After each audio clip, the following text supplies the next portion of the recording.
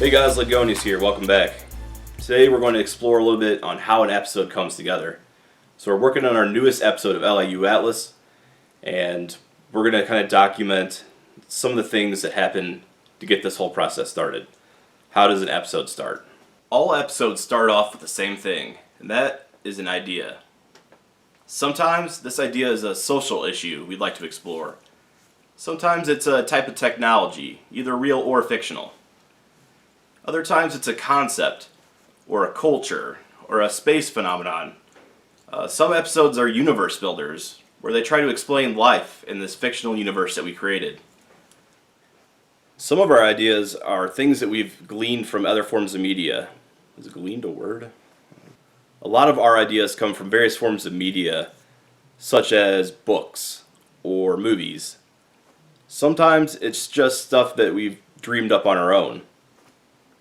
You never know when inspiration's going to hit. There's a long list of ideas that I keep on my cell phone. Anytime inspiration hits, you pull it out, you write it down. Sometimes it's a full-blown episode, maybe it's just an idea or a concept that I want to flesh out and explore later. There's literally like hundreds of worlds saved on my cell phone at any time.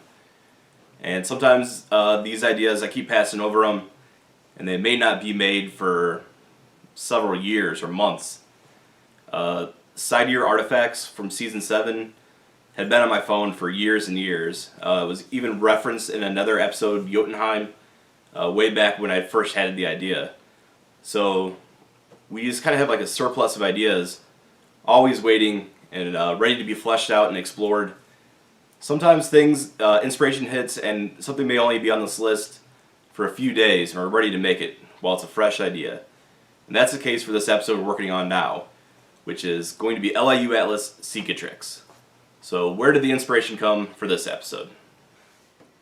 Cicatrix is based off the idea, or the concept, of what it would be like to live in a large impact crater.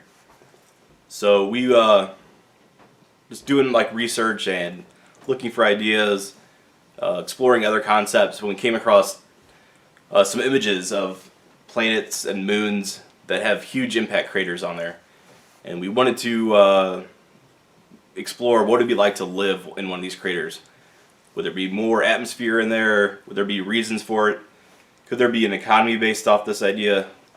But that was where the idea first came off of. So after that, we need to flesh it out, because you can't just make an episode about a crater. So we came up with our idea, the impact crater, and before we flesh it out anymore or go on to building or do any of the other stuff, it needs a name. We always name our stuff right at the beginning. It helps make it feel like a real place. There's something to reference. You can create folders in that name. So the name is like really important to our series. And like all the other planets in the series, it's going to have a Latin name. So we went through our little Latin dictionary. We searched on Google Translate, and we came up with a name that we thought was relevant to an impact crater, and that is Cicatrix, which is Latin for scar. So the planet or moon will have this, scar from an impact. That's where the people are going to live and work. So we're going to call it Cicatrix. So now that we got the idea, the basic concept, and we have the name, next thing we need to do is bring this idea to life. So all we have now is an impact crater, but we need to know, like, why would people live there? What advantages would it have? What kind of economy or lifestyle? Is it going to be humans or another race we've already established that moved there? Or did something actually evolve in this crater? There's a whole lot of things that got to be fleshed out, and to make it feel realistic, you got to think of like all these little things, even if they don't get included into the episode. So the next thing we need to do is research this concept. We use Wikipedia and books and online personal experience, personal knowledge to really flesh this idea out. We're not going to give away a lot of that in this video, because otherwise there'd be no reason to go and check out the episode when it's finished. But we've come up economy and culture and a race that we think is going to live here, and reasons why they would live there. So after we get all that done, the next step is to build the planet. So all the episodes start off with a planetary shot, and after the name, the next thing we always do is actually build the planet. Now for Cicatrix, we couldn't use this small planet design that we've already come up with here, because we won't be able to make an impact crater on something this small. There's not you can't really modify this design too much. So we built a larger one here. But when you get to a larger scale like this, you can leave chunks out of it, and we got our impact crater right here. So you can get a little bit more detailed when you go to a larger scale like this.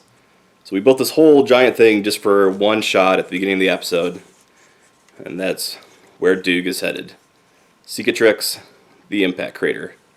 Another great thing about building the planet towards the beginning of the episode is it really helps you, especially in this case, visualize what living on a world like this might be, and maybe some of the processes that made this world the way it is. So you can see the impact crater here. You can kind of imagine a strike hitting at this low angle, and then all its ejecta and the spray fragments from this comet or meteor landing on that portion of the planet after it hits. Alright, now that we got our planet built, we have a concept, we got a name, the next thing we always start off with is picking out the minifigs. Who's going to populate this world? Could it just be humans or another alien race we established? Well, we think for Cicatrix it's kind of a unique setting that we need to pick out an equally unique minifig. The alien race that we chose for this episode is based on minifigures that we got from the Pirates of the Caribbean theme. And we did not have a lot of them. We only have 3, which can make it difficult to do episodes. We only have 3 minifigures that match that specific alien race. Especially because we were hoping to build a large city inside this impact crater. Luckily, some of the minifigs we picked up from the Jurassic World had the same skin tone as these Pirates of the Caribbean heads. So we're thinking with some camera tricks and different angles, we're going to be able to utilize these. We've also noticed that the hair that come in some of the elf sets matches the skin tone as well. So one trick we can use is sexual dimorphism, which is the males and the females have a distinct look. So that the female aliens may not have the same facial features, but you can see that they still have this same skin tone. And we think that'll work together well this way. So we can even create 2 more, getting our number up to 5, which will make things a little easier. And then after that, with some camera tricks and out of focus shots and far out shots, we think we can fully populate this world with just this few minifigs. Alright guys, so there you go. That's how an episode starts off. We always start with a concept or an idea, and then we flesh it out through research. Towards the beginning of every episode, we come up with a name right away. Just kind of helps to get your mind to the right mindset. We start building the planetary shots right at the beginning, and we pick out the minifigs. And all these things, the name, the planet, the minifigs, all help you get immersed into this world, so that when you build in the future, you're building in that correct style. And I think that makes our episodes a little bit better to do it in this order. So we'll hopefully have this episode out here in a few weeks. Look forward to LIU Atlas Cicatrix. If you're not sure what LIU Atlas is, it's a web series, and we have it on our website, ledgonius.com. Go check it out. Alright, please like, comment, subscribe, and we'll see you guys later.